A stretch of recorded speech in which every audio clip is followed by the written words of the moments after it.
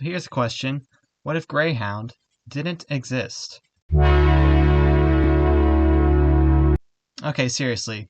What if First Group ran Greyhound into the ground and it never got bought by Flixbus? Or if everyone just got fed up with how terribly it was run and stopped using it one day? Well, there's several different ways it could have gone, but I'm here to tell you how it could have gone for one state in particular. Let's look at Canada as an example because Greyhound exited their market halfway through COVID. Most of the important or key routes were able to survive. The rural ones were either discontinued completely or had their service reduced massively. But some places were more luckier than others, for example, Ontario Northland.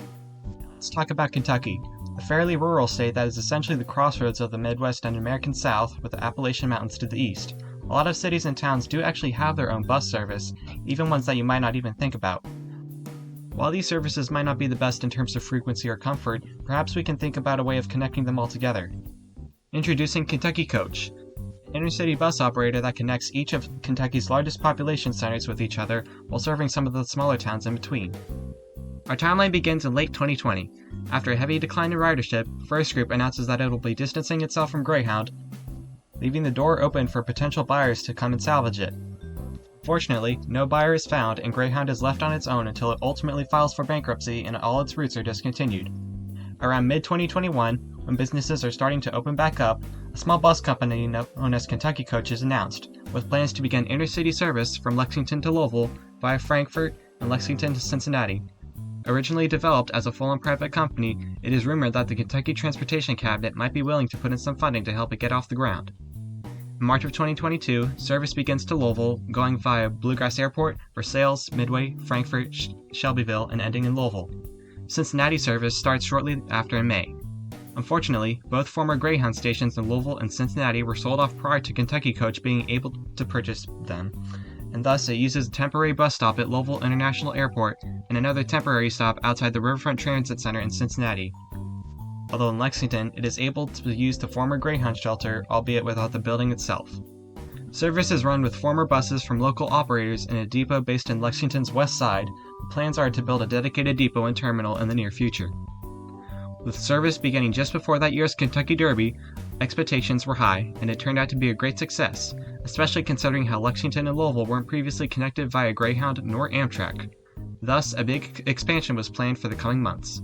Brand new bus hubs are being built in Lexington and Louisville, and another is planned for Bowling Green by the end of 2023. Along with new stations, new buses are being ordered from Prevost, although older buses are soon repainted in the recently finished Kentucky Coach branding. These buses are run on all major trunk routes and are pretty adequate in terms of usability, and buses run on a frequency of 5 trips per morning and evening. In early 2023, service expands from Louisville to Cincy via LaGrange and Louisville to Bowling Green via Elizabethtown. The Kentucky State Parkway system is considered a crucial tool for Kentucky Coach, as it can help expand service a lot quicker without having to use many rural roads. Shortly after, Bowling Green starts service to Nashville, and a through-running ticket from Louisville is able to be used. The success of all these routes quickly got the attention of a lot of Kentucky's smaller cities who wanted in on the action. Some cities or counties put forth requests to the state to ask for funding to help expand service to their communities, and this vastly expanded Kentucky Coach's network. Subsidized service begins further west from Bowling Green to Paducah via Hopkinsville and Murray, the Natural Parkway I-165 from Bowling Green to Evansville via Owensboro, the Bluegrass Parkway from Lexington to Elizabethtown via Bardstown, I-64 East service to Huntington via Winchester, Mount Sterling, and Moorhead. A feeder bus is set up with funding from Huntington's TTA to provide a feeder service back to Ashland, which is useful for people getting to the town's Amtrak station. Some of these subsidized routes are less used than the main ones, but others, like the Natural Parkway Express, turn out to be quite popular with regular commuters. Owensboro and Bowling Green are the fastest growing cities in the state, so having a good link like this is well appreciated. It's now late 2024, and things are going well. All 3 major transfer points, that being Lexington, Louisville, and Bowling Green, all have shiny new bus stations, and service is once again looking to expand. New feeder routes will be introduced to serve less populated areas to connect them to the larger hub stations. Instead of using full-size coach buses, they use Gillig low-floor, highway-capable suburban buses or large cutaway buses. Don't worry, they're very well equipped and don't have much of a jiggly wheelchair lift. The routes introduced are Lexington to Maysville, Winchester to Cynthiana, Lexington to Somerset, Frankfort to Irvine, Bowling Green to London, and Evansville to Clarksville. By mid-2025, an important link is finally connected. a new main route from Lexington to Knoxville is launched, going via Richmond, London, and Corbin. This route is the longest at 185 miles and takes around 3 to 4 hours. However, it is an important link connecting the state from north to south. As of early 2026, all the big routes that are the most viable are in operation.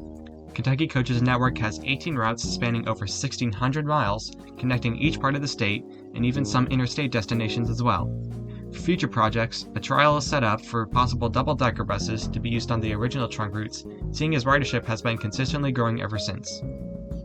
Service deep into far Appalachia is also considered, but may be less economically viable considering most of the destinations served have populations of less than 10,000 people. Now that's a story for Kentucky Coach, but what kind of system could replace Greyhound in another state?